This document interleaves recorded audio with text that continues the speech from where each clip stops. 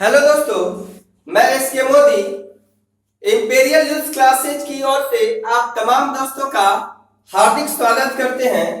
पिछले वीडियो में मैंने नंबर चैप्टर से 1 से लेकर 175 तक के क्वेश्चन का सॉल्यूशन करवा चुका था और ये 176 नंबर क्वेश्चन है। क्वेश्चन कहता है कि 1, 3, 5, 7 ... 99 और 128 को परस्पर गुना करने पर शून्यों की संख्या क्या होगी। तो देखिए, किसी भी शून्य का निर्माण 2 और 5 के गुणनफल से होता है। कहने का मतलब है 1, 5 और कोई भी सम संख्या को 5 से गुणा कर दीजिए तो उसके अंत में शून्यों की संख्या प्राप्त हो जाएगी। तो आप 1 से लेकर 99 तक देखेंगे तो यहाँ कोई भी सम संख्या नजर नहीं आएगा। 1, 3, 5, 7 ... 99 तक सारा का सारा विषम संख्या है, तो इसमें कोई भी सम संख्या नहीं आएगा। और अभी हम बता है कि शून्यों की संख्या तभी प्राप्त होगी जब 1, 5 और कोई भी सम संख्या होगी तब। तो सम संख्या नजर नहीं आ रहा, लेकिन यहाँ पे आप 128 को देखेंगे। 128 को लिख सकते हैं 2 के पावर 7। कहने का मतलब है कि 2 के पावर 7 होता है 128। और बताए थे हम कि 2 और 5 इन दोनों में जिसकी संख्या कम होगी शून्यों की संख्या उतनी ही होगी। तो देखिए, 2 की संख्या 7 गो है। अब 5 की संख्या निकालना होगा, तो 1 से 99 के गुणनफल में 5 कब आएगा। यहां आया है 5, फिर 5 कब आएगा, फिर 5 आएगा 15 में, फिर 5 कब आएगा 25 में, फिर 35 में, फिर 45 में, फिर 55 में, फिर 65 में। अतः 5 की संख्या जो है ज्यादा आएगी और 2 की संख्या 7 गो है और 5 की संख्या 7 गो से ज्यादा। इसलिए हम बताए थे कि जिसकी संख्या 2 और 5 में इन दोनों में जिसकी संख्या कम होगा शून्यों की संख्या उतनी ही होगी। अतः 2 की संख्या कम है, कितना है 7 गो है, तो 2 की संख्या 7 है, अतः शून्यों की भी संख्या हो जाएगी 7। अतः आपका आंसर ऑप्शन नंबर 1 हो गया। क्वेश्चन नंबर 177 को देखते हैं। 17 का पावर 202 को भाग देना है 18 से। 18 से भाग देंगे 17 के पावर 202 को, तो शेष क्या बचेगा। रिमाइंडर पूछ रहा है आपसे कि 17 के पावर 202 को 18 से भाग देंगे तो क्या शेषफल बचेगा।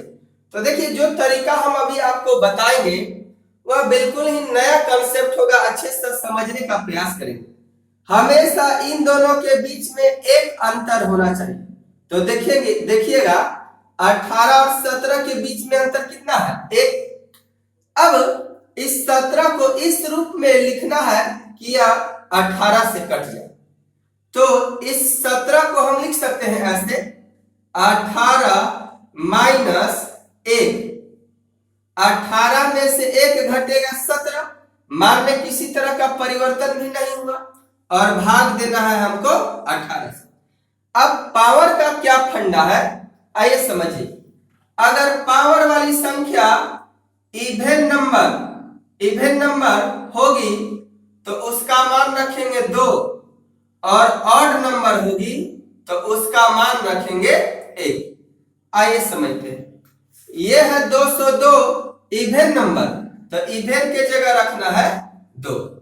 अब देखिए, ये 18 से 18 कैंसिल हो गया, तो बचा -1 का पावर 2, यानी रिजल्ट आएगा प्लस में, और प्लस में जब भी रिजल्ट आएगा वही संख्या शेषफल कहलाएगा।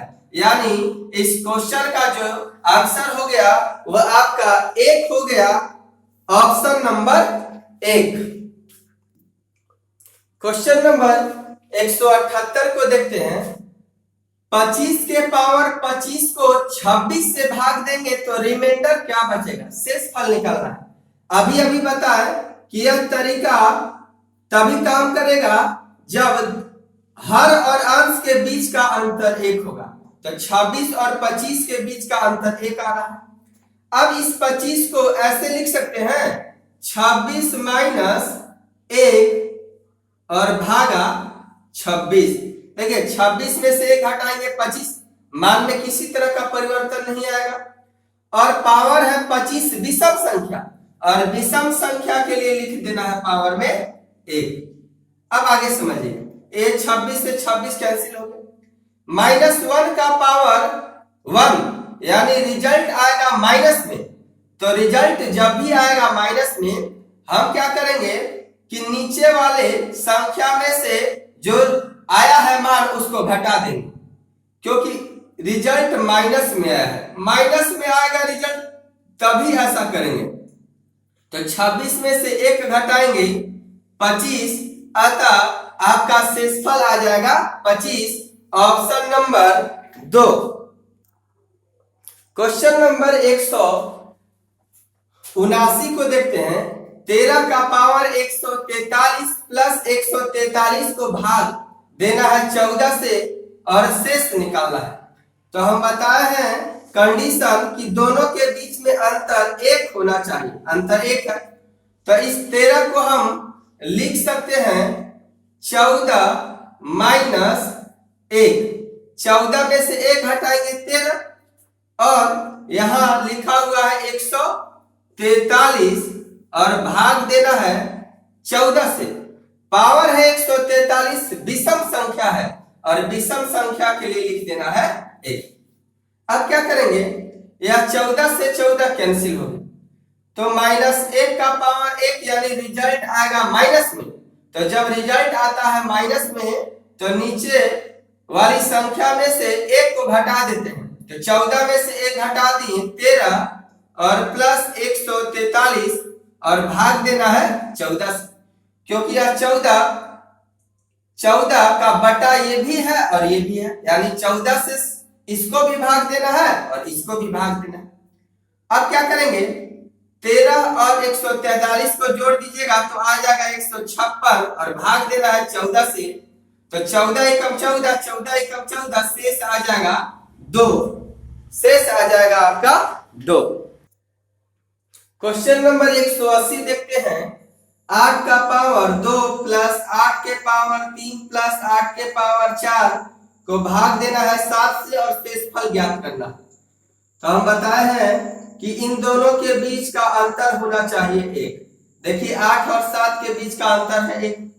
तो आप क्या करेंगे, इस 8 को लिख सकते हैं हम 7 प्लस 1 का पावर 2 है यहाँ, यानी सम संख्या के लिए 2 लिखना है, प्लस 7 प्लस 1 का पावर 3 विषम संख्या के लिए 1 लिखना है।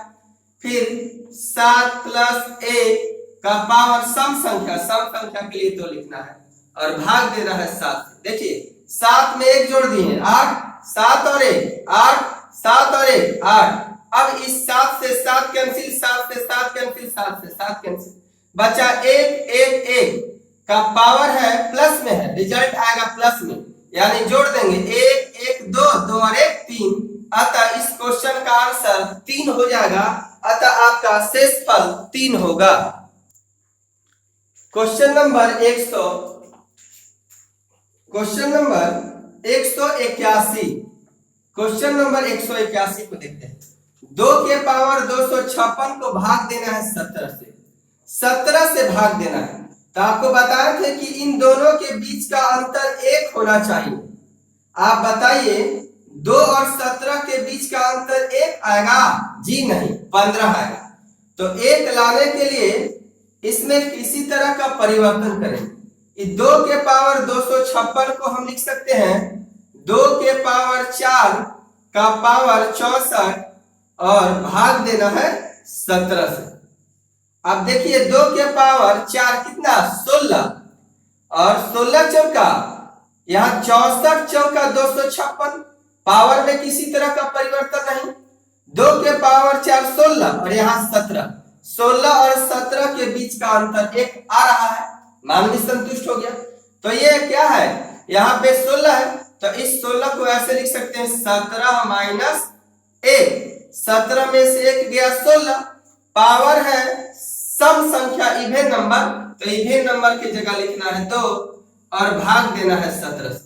17 से 17 खत्म, -1 का पावर 2, रिजल्ट आएगा पॉजिटिव। पॉजिटिव में कोई चेंजिंग नहीं, अतः आपका आंसर होगा 1, यानी ऑप्शन नंबर 1।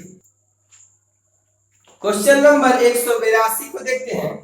7 के पावर 19 प्लस 2 भाग देना है 6 से और शेषफल ज्ञात करना है। तो हम बताए थे कि इन दोनों के बीच का अंतर 1 होना चाहिए, अंतर 1 ही है। तो इस 7 को हम लिख सकते हैं, इस 7 को लिख सकते हैं 6 प्लस a का पावर है विषम संख्या, विषम संख्या के लिए 1 लिखेंगे और प्लस 2 और भाग देना है 6। 6 से 6 खत्म। अब ध्यान देंगे यहाँ 1 और यहाँ 2, 2 में 1 जोड़ दिए 3 और 3 को 6 से भाग देंगे। तो बड़ी संख्या से जब छोटी संख्या को भाग देते हैं तो शेषफल हमेशा छोटी संख्या ही होती है, अतः आपका आंसर 3 हो गया। क्वेश्चन नंबर 183 को देखते हैं।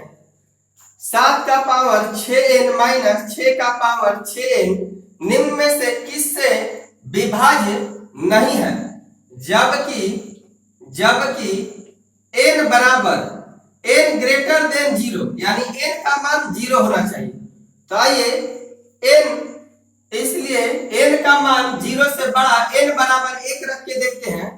तो 6 गुना n के जगह 1 और 6 का पावर 6 गुना n की जगह, तो यहां हो जाएगा 7 का पावर 6 माइनस 6 का पावर 6। अब इसको हम लिख सकते हैं, ये 7 का पावर 3 इंटू 2 और माइनस 6 का पावर 3 और इंटू 2। ध्यान देंगे 3 दुना का 6, 3 दुना का 6। अब ये फॉर्मूला हो गया A square minus B square. तो A square minus B square होता है a plus B into A minus B. तो एक बार प्लस में और एक बार माइनस में। तो देखिए यहाँ 7 का क्यू कीजिएगा तो 343 का स्क्वायर माइनस 6 का क्यू कीजिएगा तो 216 का स्क्वायर। अब एक बार प्लस में कीजिए तो जोड़िए 343 में 216 जोड़िएगा तो आ जाएगा 559 और गुना 343 में से 216 घटाइएगा तो आ जाएगा 127। यह किससे नहीं कटेगा, किस ऑप्शन से नहीं कटेगा?